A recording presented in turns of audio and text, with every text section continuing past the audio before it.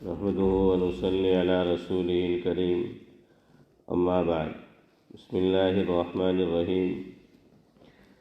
اصحاب صفہ وہ لوگ کہلاتے ہیں جو حضور اکرم صلی اللہ علیہ وسلم کی گویا خانقاہ کے رہنے والے تھے۔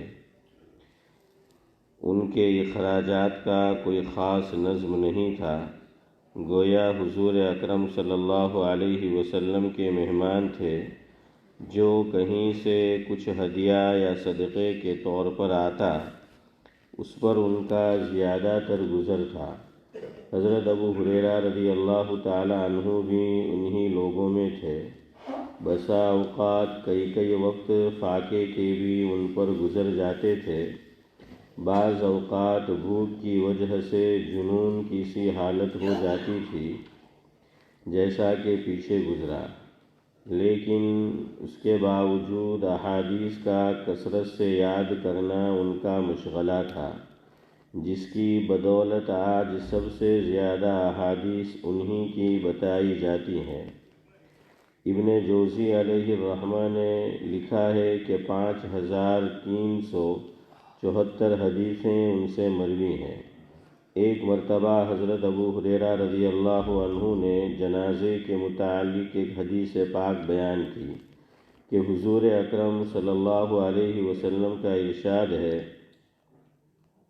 جو شخص جنازے کی نماز پڑھ کر واپس آ جائے اس کو ایک قرات ثواب ملتا ہے، اور جو دفن تک شریک رہے اس کو 2 قرات ثواب ملتا ہے، اور ایک قرات کی مقدار احد کے پہاڑ سے بھی زیادہ ہے۔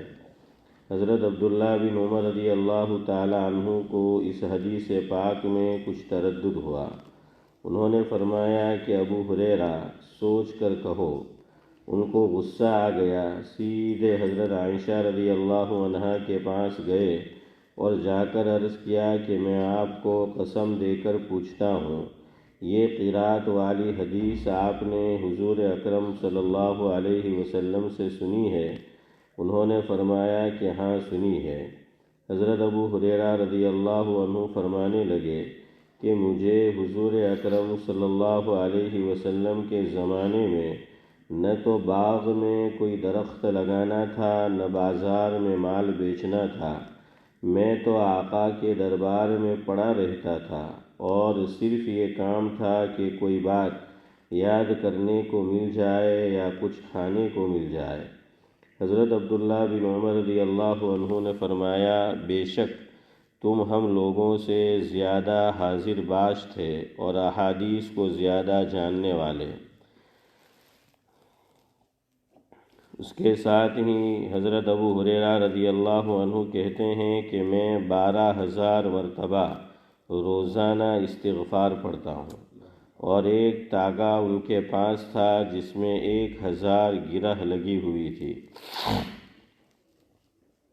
رات کو اس وقت تک نہیں سوتے تھے جب تک اس کو سبحان اللہ کے ساتھ پورا نہیں کر لیتے تھے۔ قتل مسیلمہ و قرآن کا جمع کرنا۔ حضور اکرم صلی اللہ علیہ وسلم کے وصال کے بعد مسیلمہ کذاب کا، جس نے حضور صلی اللہ علیہ وسلم کے سامنے ہی نبوت کا دعویٰ کر دیا تھا، اثر بڑھنے لگا، اور چونکہ عرب میں ارتداد بھی زور و شور سے شروع ہو گیا تھا، اس سے اس کو اور بھی تقویت پہنچی۔ حضرت ابو بکر صدیق رضی اللہ عنہ نے اس سے لڑائی کی۔ حق تعالی شانہ نے اسلام کو قوت عطا فرمائی اور مسیلمہ قتل ہوا، لیکن اس لڑائی میں صحابہ کرام رضوان اللہ علیہم اجمعین کی بھی ایک بڑی جماعت شہید ہو گئی، بالخصوص قرآن پاک کے حافظوں کی ایک بڑی جماعت شہید ہوئی۔ حضرت عمر رضی اللہ عنہ امیر المؤمنین حضرت ابو بکر صدیق رضی اللہ عنہ کی خدمت میں حاضر ہوئے اور عرض کیا کہ اس لڑائی میں قاری بہت شہید ہو گئے، اگر اسی طرح 1-2 لڑائی میں اور شہید ہو گئے تو قرآن پاک کا بہت سا حصہ ضائع ہو جانے کا اندیشہ ہے، اس لیے اس کو ایک جگہ لکھوا کر محفوظ کر لیا جائے۔ حضرت ابو بکر صدیق رضی اللہ عنہ نے فرمایا، ایسے کام کی کیسے جرأت کرتے ہو جس کو حضور اقدس صلی اللہ علیہ وسلم نے نہیں کیا۔ حضرت عمر رضی اللہ عنہ اصرار فرماتے رہے اور ضرورت کا اظہار کرتے رہے۔ بالآخر حضرت ابو بکر صدیق رضی اللہ عنہ کی رائے بھی موافق ہو گئی تو حضرت زید بن ثابت رضی اللہ عنہ کو، جن کا قصہ آگے آ رہا ہے، ان کو بلایا۔ حضرت زید رضی اللہ عنہ کہتے ہیں کہ میں حضرت ابو بکر صدیق رضی اللہ عنہ کی خدمت میں حاضر ہوا تو حضرت عمر رضی اللہ عنہ بھی تشریف رکھتے تھے۔ حضرت ابو بکر رضی اللہ عنہ نے اول اپنی اور حضرت عمر رضی اللہ عنہ کی ساری گفتگو نقل فرمائی۔ اس کے بعد ارشاد فرمایا کہ تم جوان ہو اور دانش مند، تم پر کسی قسم کی بدگمانی بھی نہیں، اور ان سب باتوں کے علاوہ یہ کہ خود حضور اکرم صلی اللہ علیہ وسلم کے زمانے میں بھی تم وحی کے لکھنے پر مامور رہ چکے ہو،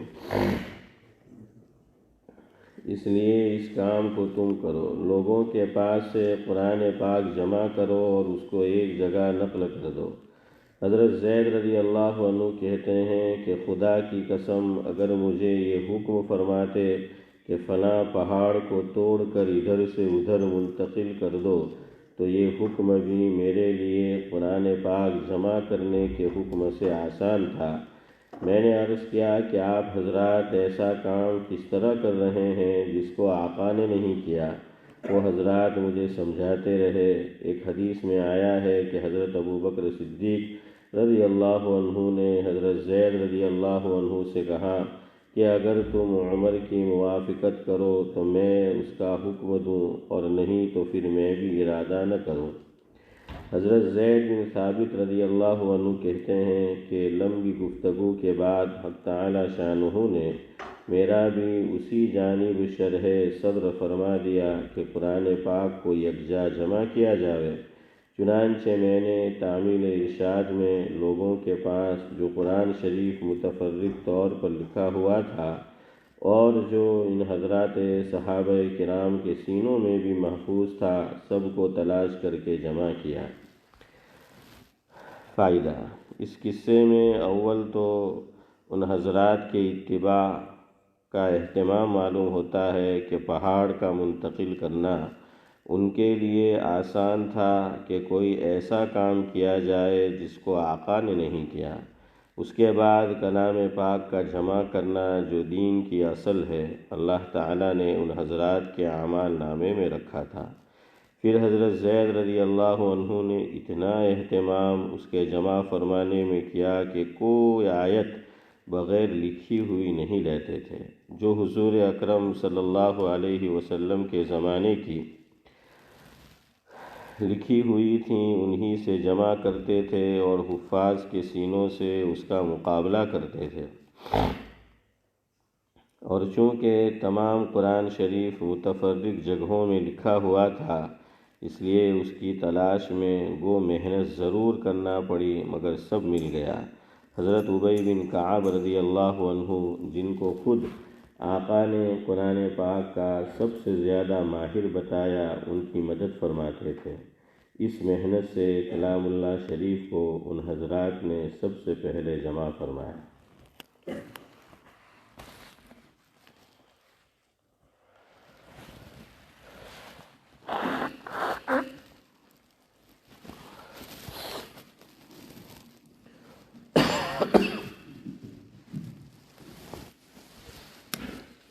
بزرگان محترم، آج شب جمعہ ہے۔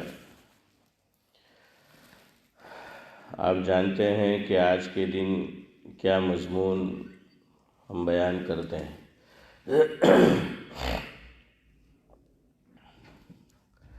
حضرت مولانا احمد اللہ صاحب رانdeلی نور اللہ مرقدہ کا ایک کلام آپ کو گزشتہ ہفتے بھی شب جمعہ میں سنایا تھا۔ آج بھی اسی سے گفتگو کا آغاز کرتے ہیں۔ لکھا ہے، مجلس ہے یہ کس کی جمی، مجلس ہے یہ کس کی جمی محفل ہے یہ کیسی لگی، جلسہ ہے سیرت النبی بلغ العلا بکمالی۔ آئے ہیں کتنی دور سے، آئے ہیں کتنی دور سے، محفل بھری ہے نور سے، جلوہ ہے گویا طور سے، کشف الدجا بجمالہ۔ صدیق با ایماں ہوئے، فاروق بھی قرباں ہوئے، شیدا علی عثماں ہوئے، حسنت جمیع خصالہ۔ اور یہ بات اصل ہے جو ہمارا موضوع ہے اس تعلق سے کہ الفت نبی کی ہے اگر، الفت نبی کی ہے اگر، طاعت نبی کی جلد کر، سنت ہے سب سے خوب تر، صلو علیہ وآلہ۔ اللہم صلی علی محمد وعلی آل محمد وبارک وسلم۔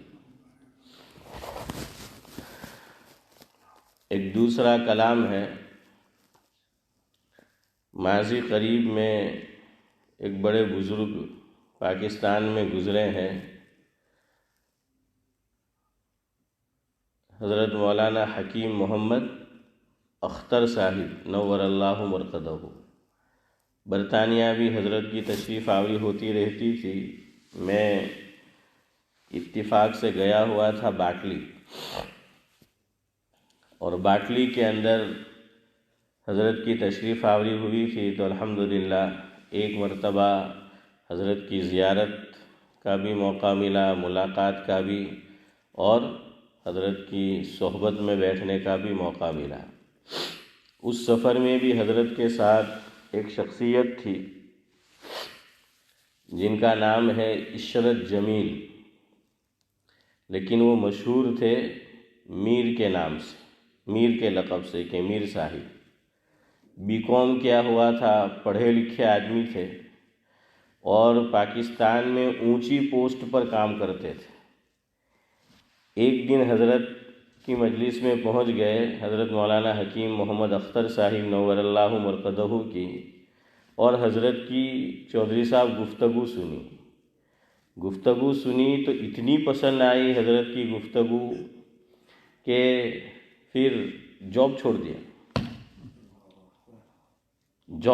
دیا، کام چھوڑ دیا، بڑی پوسٹ پر تھے، پڑھے لکھے آدمی، اور حضرت سے فرمایا کہ میں صدیق بھائی آپ کا خادم بن کے رہنا چاہتا ہوں، کہ میں اب آپ کی خدمت کروں گا۔ تو حضرت نے منع فرمایا، لیکن وہ نہیں مانے، بضد رہے، اور ماشاءاللہ خدمت کا حق سعد اللہ صاحب انہوں نے ادا کر دیا۔ 46 ایئرز انہوں نے حضرت کی خدمت کی۔ ہم 46 گھنٹے نہیں کر سکتے ہیں کسی کی خدمت ذاکر بھائی، اس میں ہم اکتا جاتے ہیں، اور انہوں نے 46 ایئرز، سفر میں بھی حضر میں بھی، کہ حضرت پاکستان میں ہوتے تب بھی یہ خدمت کرتے، اور پاکستان سے باہر سفر ہوتا تب بھی جو ہے وہ خدمت کرتے، اور میں نے بتایا باٹلی میں بھی وہ موجود تھے۔ اور شروع میں اس وقت تو وہ واک مین ہوتی تھی، ٹیپ ریکارڈر ہے نا، کہ جس کے اندر ہے ذاکر بھائی، واک مین کے اندر ہم جو ہے وہ ریکارڈنگ کیا کرتے تھے، تو وہ اپنے ساتھ واک مین لے کے گھومتے تھے، اور میر صاحب اشرف بھائی حضرت کا ہر ملفوظ نوٹ کر لیتے تھے، اور پھر انہوں نے ہی کیسٹ سے کاغذ پر منتقل کیا، اور وہیں سے کتابی شکل میں چھپوایا بھی۔ کئی کتب جو ہیں وہ چھپی ہوئی ہے، وہ میر صاحب جو ہیں ان کی خدمت اور ان کے شوق اور حوصلے کی وجہ سے جو ہے وہ چھپی ہے۔ اور محبت کیسی تھی، حضرت کا جب انتقال ہوا ہے حکیم محمد اختر صاحب نور اللہ مرقدہ کا، تو اس وقت سے بستر پکڑ لیا، پھر بستر سے اٹھ ہی نہیں پائے، اور 2015 میں اللہ تعالیٰ کو پیارے ہو گئے، اور آج بھی ان کی قبر پاکستان میں حضرت کے بغل میں بنی۔ دیکھیے یہ محبت ہوتی ہے اور وہ چلا جاتا ہے دنیا سے تو یہی حالت ہوتی ہے۔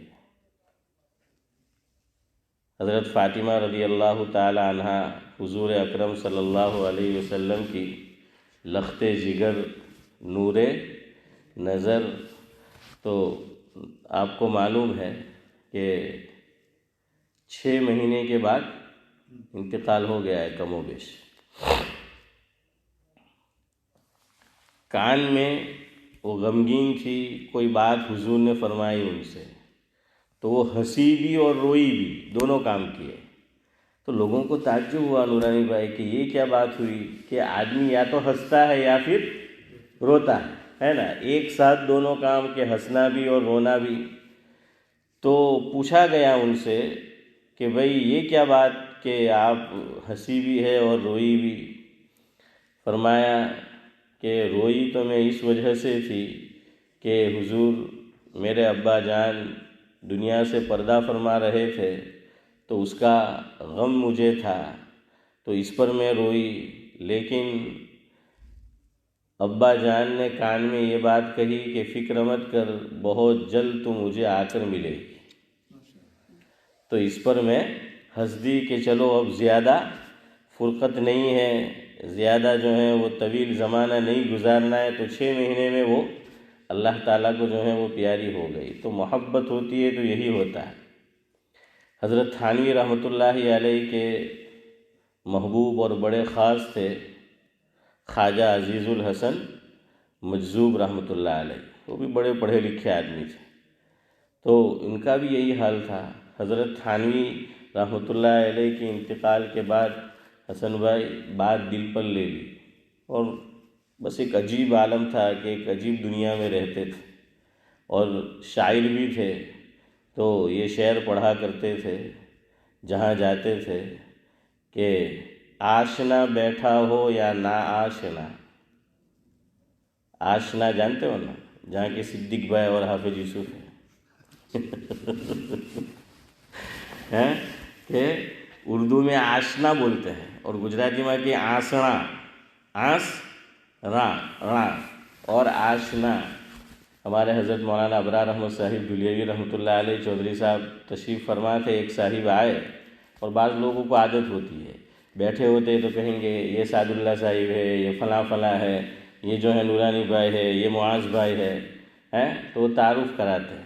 ارے بھائی تجھے کس نے بولا ہے؟ خواہ جو ہے وہ شروع ہو گیا۔ اگر وہ پوچھے بزرگ شخصیت اور مہمان کہ بھئی یہ شخصیت کون ہے تو کہیں گے کہ یہ صالح بھائی عبدالسلام بھائی ہے، تو جو ہے کہا جائے گا، لیکن وہ بعض لوگ شروع ہو جاتے ہیں، تو پوچھا نہیں کچھ نہیں، تو بعض مرتبہ حضرت کے جواب بھی بڑے اچھے ہوا کرتے تھے۔ اب حضرت جانتے تھے ان کو، تو کہنے لگے حضرت یہ آشنا کے ہیں، تو حضرت نے فرمایا میں ان سے نا آشنا نہیں ہوں تو ہے کہ میں ان سے نا آشنا نہیں ہوں، یعنی میں پہچانتا ہوں۔ سمجھ آئے گی نہیں کہ بھئی میں کیا ہوں، پہچانتا ہوں۔ تو خواجہ عزیز الحسن مجذوب رحمۃ اللہ علیہ ذاکر بھائی یہ شعر پڑھا کرتے تھے کہ آشنا بیٹھا ہو یا نا آشنا، ہمیں مطلب ہے اپنے سوز و ساز سے۔ یہ بھائی ہم تو حضرت تھانوی کی بات کرتے رہیں گے جہاں بھی جو ہیں وہ بیٹھیں گے۔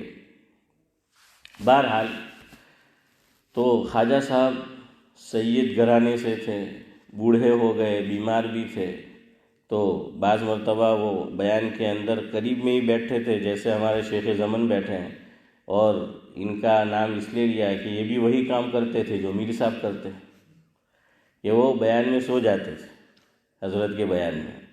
حضرت کی نگاہ پڑتی تو فرماتے کہ میر صاحب آنکھیں کھول کے بیان سنو، آنکھیں کھول کر جو ہے وہ بیان سنو، نہیں تو بیان بند ہو جائے گا۔ اور کبھی حضرت فرماتے ہیں کہ ابھی میر صاحب کے سامنے بریانی، پلاؤ، زردہ رکھ دیا جائے تو نیند آئے گی؟ فرمایا نہیں آئے گی۔ تو فرمایا ہماری باتیں بھی کچھ اس سے کم تھوڑی ہے کہ تم جو ہے اس کے اندر سو رہے ہو، لیکن جس طرح ہمارے شیخ زمن میری کسی بات کا برا نہیں مانتے، وہ بھی نہیں مانتے تھے، بلکہ وہ چاہتے تھے کہ حضرت میرا نام لے، حضرت مجھے کچھ کہے، یہ ان کی تمنا جو ہے وہ ہوتی تھی۔ جیسے حضرت علی رضی اللہ تعالیٰ عنہ ہیں، حضرت فاطمہ رضی اللہ تعالیٰ عنہ سے کچھ تو میں ہو گئی تھی، تو پہنچ گئے مسجد میں، اور اس زمانے میں مسجد نبوی میں چٹائی تو تھی نہیں، دھول تھی، مٹی تھی، تو لوگ بولتے ہیں نا کہ ملا کی دوڑ دیکھا۔ تو بہرحال پارلیمنٹ میں آپ جانے نہیں دیتے تو کیا کریں، تو مسجد تک ہی جو ہے جانا پڑے۔ تو میں کہتا ہوں کوئی بات نہیں، یہ ملا جو ہے حضرت علی کی سنت ادا کرتا ہے، کہ حضرت علی بھی جھگڑا ہوا تو کہاں گئے؟ ہاں، مسجد کے اندر گئے۔ ہمارے ایک بزرگ گزرے ہیں، حضرت مولانا محمد ادریس کاندھروی رحمۃ اللہ علیہ، صاحب معارف القرآن، دارالعلوم دیوبند میں بھی پڑھایا، اور پھر پاکستان تشریف لے گئے تھے، لاہور میں جامعہ اشرفیہ ہے، وہاں کے شیخ الحدیث تھے۔ حضرت مولانا انجر شاہ کشمیری نور اللہ مرتضیٰ نے صدیق بھائی لکھا ہے ان کی کتاب لالا و گل میں، کہ ایک دن دوپہر کا وقت تھا، اور مدارس میں آپ جانتے ہیں، حافظ یوسف کو پتہ ہے کہ دوپہر میں کھانے کے بعد اساتذہ بھی سو جاتے ہیں اور طلبہ بھی جو ہے وہ سو جاتے ہیں۔ میرے جیسا گلنڈر ہو تو وہ جاگتا ہوتا ہے، تو بہرحال وہ سو جاتے ہیں۔ تو ایسا وقت تھا حسن بھائی کے سونے کا، لیکن حضرت گھر سے نکلے اور تیزی سے بھاگتے ہوئے مسجد کا رخ کر رہے تھے، وہی ملا کی دوڑ مسجد تک۔ تو درمیان میں مولانا انجر شاہ کشمیری رحمۃ اللہ علیہ کے بڑے بھائی ان کو مل گئے، پوچھا حضرت اس وقت میں آرام کا وقت ہے، آرام کا تقاضا، آپ کدھر کو جا رہے ہیں؟ فرمایا مسجد کی طرف جا رہا ہوں۔ کیوں؟ فرمایا گھر میں بیوی اور والدہ جھگڑ رہی ہے۔ جوائنٹ فیملی میں یہ گھر گھر کی کہانی ہے۔ اب اس میں سینڈوچ میں اور آپ ہیں ذاکر بھائی، ہاں، اب بیوی کی طرف داری کرو، اگر وہ حق پر ہے تو ماں کہیں گی کہ تنے اتنے نلے تھی موٹو کر لو، اور والدہ کی کرو تو بیوی جو ہے وہ کہے گی، تو اب آدمی سینڈوچ ہوتا ہے۔ حضرت مولانا یوسف لدھیانوی رحمۃ اللہ علیہ اشرف بھائی فرمایا کرتے تھے، پہلے زمانے میں وہ گھنٹی ہوتی تھی، درونو دروا اپنے ذاکر بھائی جاتا کام میں ہے، ابھی تو تہو بدو نکلی گئی، اور گھر میں چکی ہوتی تھی، تو چکی کے دو پارٹ ہوتے تھے، وہ درمیان میں اس کو چیز کو پیسا جاتا تھا، بھوسا بنایا جاتا تھا معاذ بھائی۔ تو اب حضرت فرماتے تھے ایک پارٹ بیوی سمجھ لو، دوسرا پارٹ ماں سمجھ لو، درمیان میں پیسنا ہم کو جو ہے اب درمیان میں جو ہے وہ ہم کو پیسنا ہے۔ فرمایا دونوں مل کے ہم کو پیستے ہیں۔ تو بہرحال حضرت نے فرمایا اس لیے اب مسجد جا رہا ہوں تاکہ اللہ سے جو ہے وہ دعا کروں، ادھر جھگڑا ختم ہو اور میرے بولنے کی باری نہیں آئے۔ تو بھاگت گئے وہاں سے۔ تو میں بھی سوچتا ہوں کبھی گھر میں ایسا ہو تو یہی سنت اختیار کرنے کی ہے۔ بہرحال تو حضرت علی رضی اللہ تعالیٰ عنہ مسجد میں چلے گئے، جا کر لیٹ گئے مسجد میں، اور پیچھے کے حصے پر پیٹھ پر کیا ہے، دھول لگی تھی، مٹی لگی تھی۔ آپ صلی اللہ علیہ وسلم اتفاق سے گھر آئے، پوچھا کہ بھائی علی کہاں ہے رضی اللہ تعالیٰ عنہ، تو بتایا کہ ہماری کچھ تو میں ہو گئی ہے۔ تو حضور نے فرمایا کہاں گئے؟ تو کہا کہ باہر گئے ہیں۔ تو دیکھیں حضور بھی سمجھ گئے کہ مسجد میں ہی ہوں گے، تو ادھر ادھر تلاش نہیں کیا ہے، سیدھے یہاں پر جو ہے آئے۔ اور دیکھیے یہاں ایک بات سمجھنے کی اور ہے، آج کے ماں باپ ہیں تارا ہاتھے لگڑو ہاروں چھوں ٹائم پر آوی گયો، હવે આખું ડેટા ડાઉનલોડ થાય દિમાગમાં હે। હા હસન ભાઈ બરાબર ચકડીએ જે છે તે પોઈડીને ચડાવે ને પછી તો ત્યાંથી જ ફોન કરે ઘરવાળીને, તે કે ખબર આપણો જમાઈ રાજો શું કરતો છે આપણી પોઈડીને। او مائی گاڈ ہے اب جو ہے ختم۔ لیکن دیکھیے حضور کا اسوہ نمونہ ہمارے لیے ہے۔ یہاں کچھ نہیں کہا، حضرت علی کے پاس گئے اور داماد کو منایا، اور میں اور آج داماد کو منانے کو اپنی کیا سمجھتے ہیں؟ انسلٹ، بے عزتی۔ تو گھر نہیں ہوتا۔ بڑے اور جو وڈیل اور بزرگ لوگ ہیں ان کو سمجھنے کا ہے وہ وقتی غصہ ہوتا ہے اور غصے میں پھر کام جو ہے وہ بگڑ جاتا ہے عام طور پر۔ بہرحال آپ صلی اللہ علیہ وسلم مسجد میں تشریف لائے اور فرمایا قم یا ابا تراب، کیا فرمایا؟ قم یا ابا تراب، کہ اٹھ اے مٹی کے باپ، یا ایک ترجمہ ہوگا اے مٹی والے۔ تو حضرت علی رضی اللہ تعالیٰ عنہ فرماتے تھے کہ کوئی مجھے علی کہہ کر پکارتا ہے تو اتنی خوشی نہیں ہوتی جتنا کوئی ابو تراب کہہ کے پکارتا ہے تو خوشی ہوتی۔ یہ محبت کی بات ہوتی، یہ سنانا تھا۔ تو میر صاحب کو بھی حضرت ذرا چھیڑتے تھے، کچھ بولتے تھے تو اچھا جو ہے وہ لگتا تھا۔ تو خیر بہرحال میں آپ کو سنا ہی رہا تھا، چلے اب وقت اسی میں نکل جائے گا، رہنے دیتے ہیں۔ تو ان کے بہت اچھے اشعار ہیں تو وہ میں سنانا چاہتا تھا، اس میں بھی سنت کے تعلق سے انہوں نے بہت اچھی بات کہی ہے، لیکن آج رہنے دیتے ہیں، آئندہ ہفتے انشاءاللہ سنائیں گے۔ چلے گفتگو کا آغاز کرتے ہیں۔ سنت کے تعلق سے جو ہے مجھے کچھ باتیں شب جمعہ میں آپ کو بتانی ہے انشاءاللہ، جب جب یہ مجلس ہوا کرے گی۔ اس سے آپ سمجھ جائیے کہ ہر شب جمعہ میں نہیں ہوا کرے گی، جب جب ہوا کرے گی کا مطلب سمجھ جانے کا۔ بہرحال میں نے سنت میں جس سنت کو پہلے لیا ہے وہ نماز ہے، اور اس کا انتخاب میں نے اس لیے کیا کہ یہ عمل مجھے اور آپ کو روزانہ کرنا ہوتا ہے، اور 5 مرتبہ تو کم از کم کرنا ہی ہوتا ہے۔ اور نماز، وضو، یہ ایسی چیزیں ہیں کہ بچپن میں جو ہم نے سیکھی ہوتی ہے 55 تک وہی چلتی رہتی ہے، سمجھ آئے نا؟ حضرت مولانا مفتی احمد صاحب خانپوری دامت برکاتہم العالیہ نے نوساری کے ایک بیان میں صدیق بھائی سنایا تھا، موٹھواڑ میں مفہوم ہے کہ آدمی حافظ قرآن بن جاتا ہے، عالم بن جاتا ہے، مفتی بن جاتا ہے، لیکن اس کی نماز عام طور پہ جیسی بچپن میں تھی ویسی جو ہوتی ہے، اس کا وضو جو بچپن میں سیکھا تھا ویسا ہی ہوتا ہے۔ اور دیکھنا، ہم نوٹس کرنا، بعض لوگوں کو عادت ہوتی ہے سجدے میں مرد کے لیے کوہنیاں زمین پر ٹیکنا خلاف سنت ہے۔ مرد سجدہ کرے گا تو کوہنی کیسی رہے گی؟ ہاتھ زمین سے اٹھے ہوئے جو ہے وہ رہیں گے، اور وہ جسم کے کسی حصے کو نہیں لگیں گے۔ ہاں، عورت سجدہ کرے گی تو اس کے لیے یہ ہے کہ مرد کے سجدے میں اور عورت کے سجدے میں فرق ہے۔ عورت اپنے بدن کو جتنا سکڑ سکتی ہے اتنا جو ہے وہ یہ کام اور یہ عمل کرے گی، تو وہ تو بہرحال بالکل سکڑ جائے گی اور زمین پر جو ہے وہ ہاتھ رکھ دے گی۔ اس کی جہاں تک وضو میں ہم ہاتھ دھوتے ہیں وہ پورا حصہ وہ کہاں لگا دے گی؟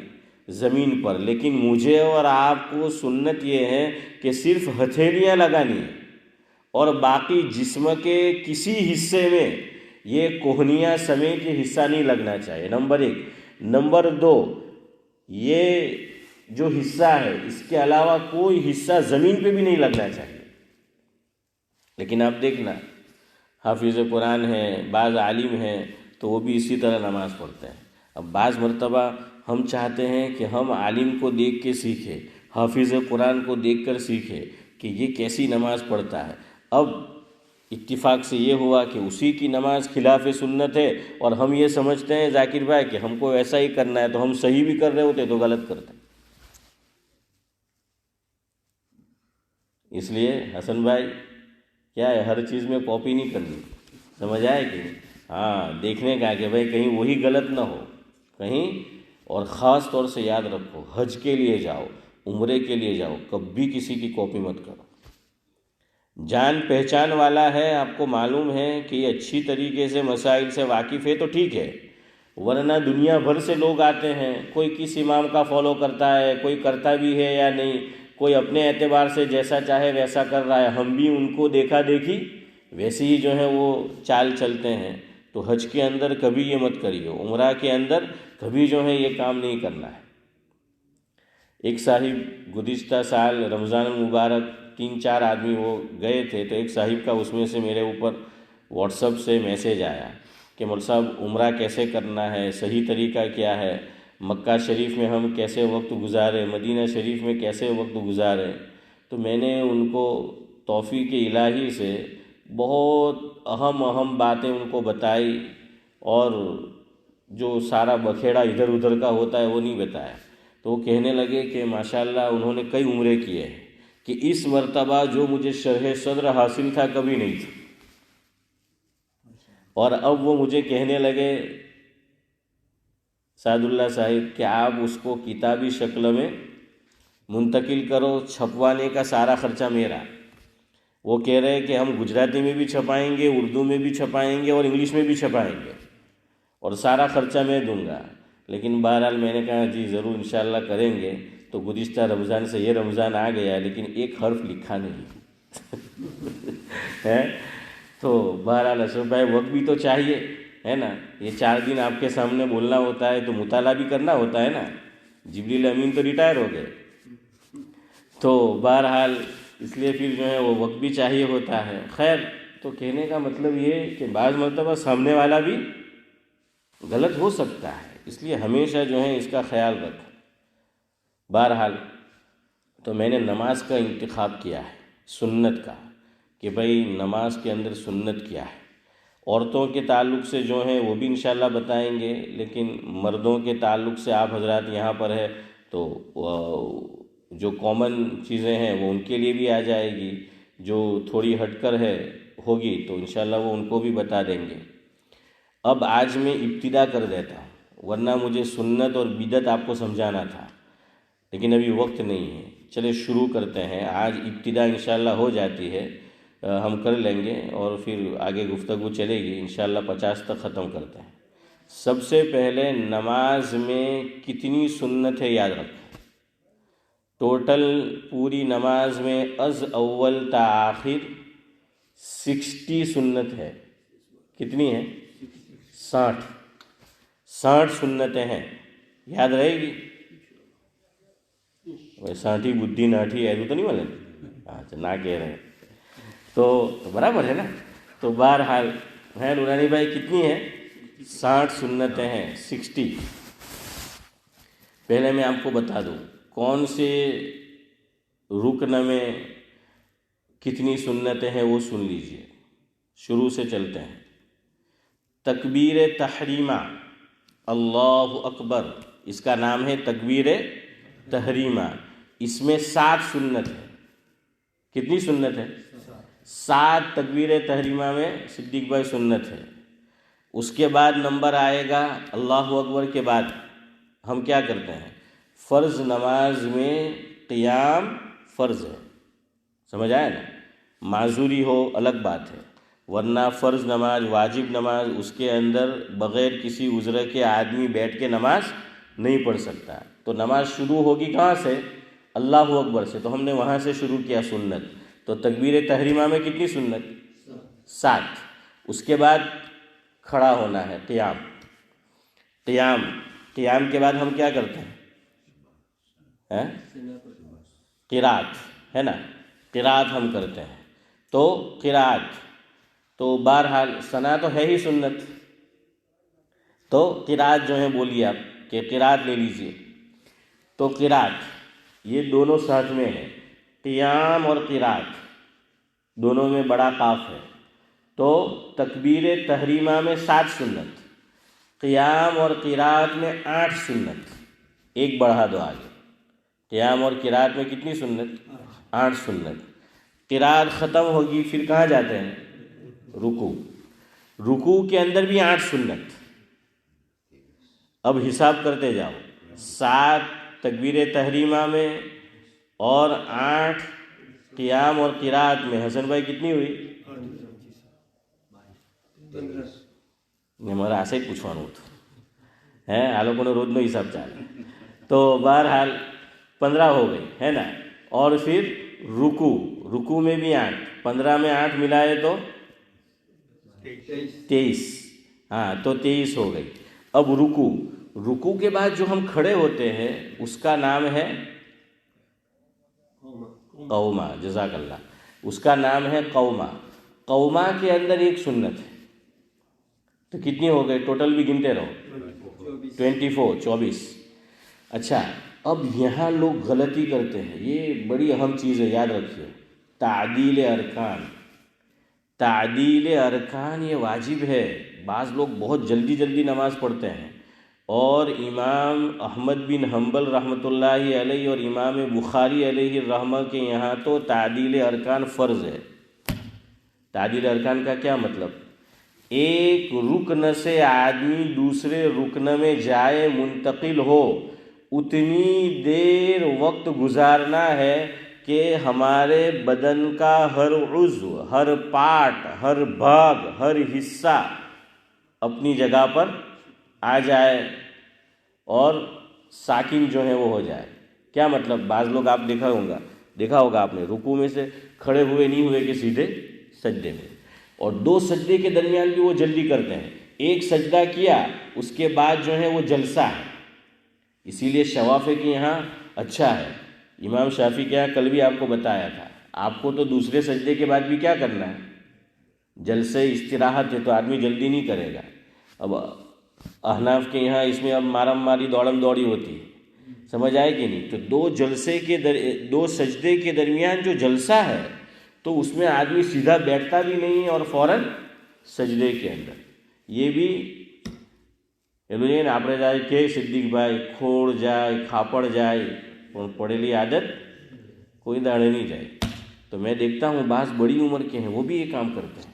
اچھا، میں نے یہ اس لیے بھی اختیار کیا کہ بعض لوگ رکوع بھی جس طرح سنت طریق پر کرنا چاہیے نہیں کرتے۔ آج ہی ایک آدمی نے میرے ساتھ نماز پڑھی، اس نے رکوع کیسا کیا پتہ ہے؟ اور میں یہ کئی لوگوں کو ایسا کرتے دیکھتا ہوں، یہاں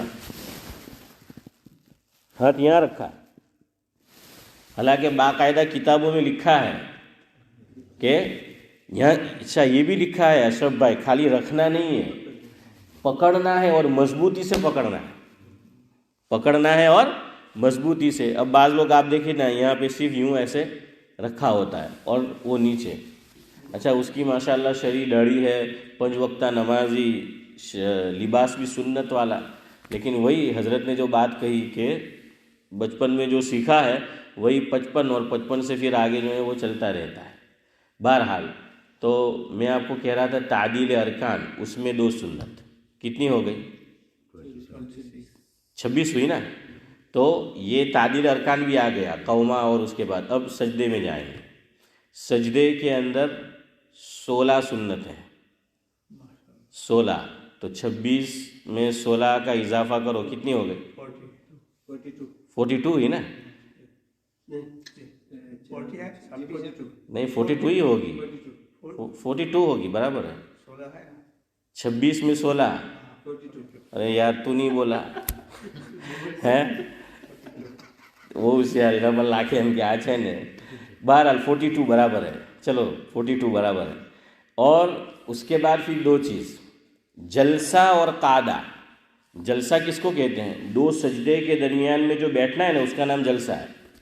اور قعدہ تو آپ جانتے ہیں، اس کے اندر 10 سنتیں ہیں، کتنی ہو گئی؟ 52 ہو گئی نا؟ ہاں وہ بتایا نا آپ کو۔ اور اس کے بعد سلام کا درجہ آئے گا، سلام کے اندر 7 سنتیں ہیں، کتنی ہو گئی؟ 59۔ ایک سنت ہے امام کے لیے نہیں ہے، وہ مقتدی کے لیے۔ ایک جو سنت ہے وہ صرف کس کے لیے ہے؟ امام کے لیے نہیں ہے، مقتدی کے لیے۔ تو ٹوٹل کتنی ہو گئی؟ 60 ہو گئے نا؟ تو یہ ٹوٹل، یہ پوری نماز خلاصہ آپ کو بتا دیا ہے، شروع سے لے کر سلام تک، اور سلام سے عبدالسلام تک ہے صدیق بھائی؟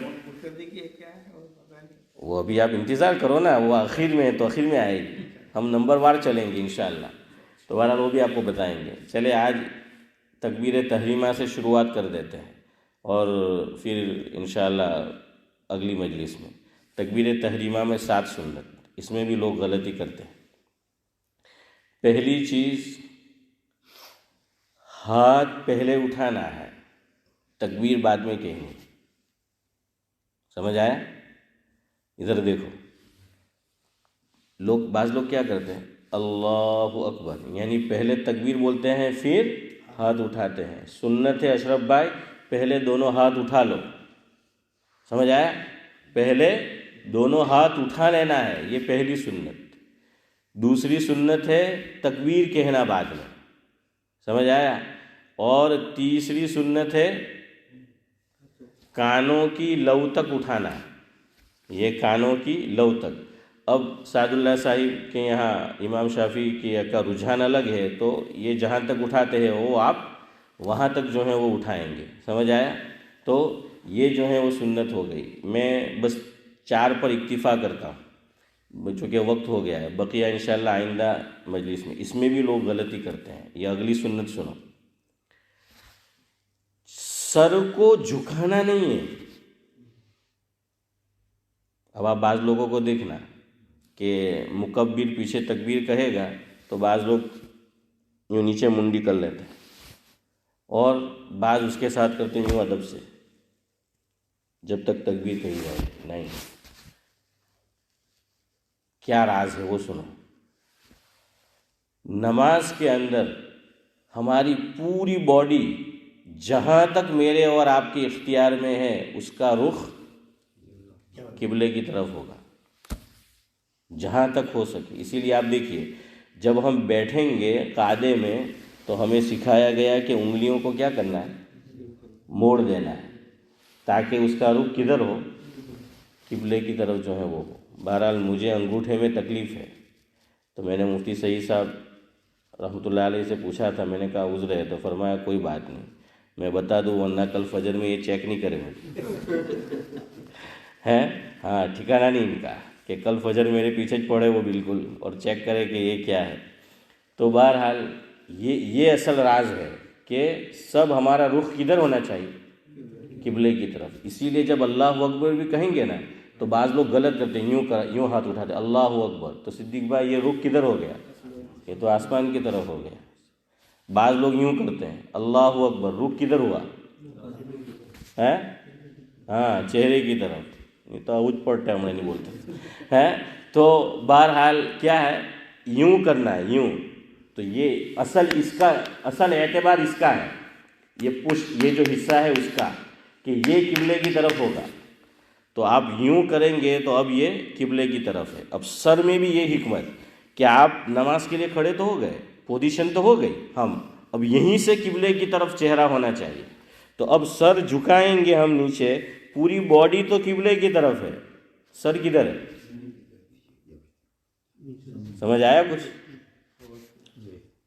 اب جی ایسے بول رہے ہیں کہ پتہ نہیں۔ تو بہرحال دیکھیے یوں تو نیچے ہو گیا نا سر، تو یہ سیدھا دیکھنا ہے تاکہ ہمارا رخ کدھر ہو، قبلے کی طرف ہو۔ اللہ تعالیٰ جو کچھ کہا سنا گیا قابل عمل باتوں پر عمل کی جو ہے وہ توفیق نصیب فرمائے۔ سبحان اللہ و بحمدہ، سبحانک اللہم و بحمدک، اشہد ان لا الہ الا انت۔